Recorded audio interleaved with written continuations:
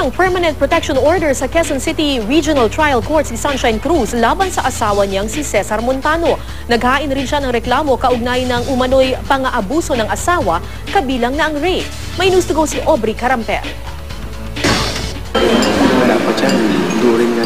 Nang bababae ng araw, sinaktan pa raw siya at umano'y ginahasa. Ilan lang yan sa mga akusasyon kay Cesar Montano ng misis niyang si Sunshine Cruz. Ang panggagahasa, naganap umano ng minsang pasukin ni Montano ang kasalukuyang bahay ng aktres kung saan pinagbuhatan din umano siya ng kamay.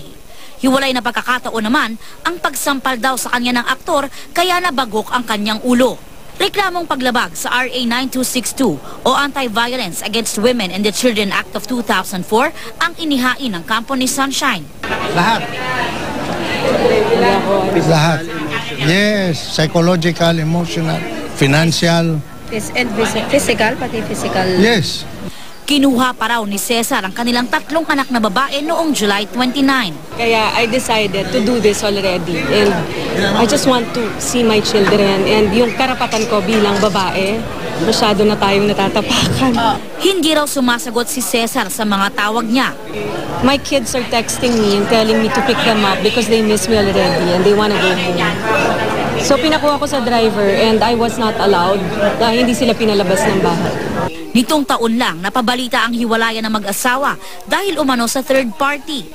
Pero ayon kay Sunshine, sinubukan din daw siyang suyuin ni Cesar. Yeah, he tried.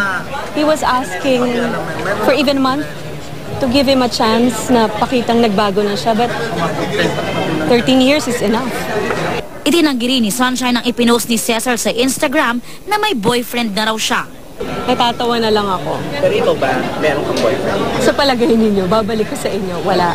So, kayo naman makakapagpatunay kung anong klase akong babae at kung sino lang ang minahal ko sa buhay ko. Humiling na rin si Sunshine sa Quezon City Regional Trial Court ng Permanent Protection Order na nakatakdang dinggin sa Huwebes. Patuloy naming hinihinga ng pahayag si Cesar kaugnay sa isinampang reklamo ni Sunshine. Aubrey Carampel, GMA News.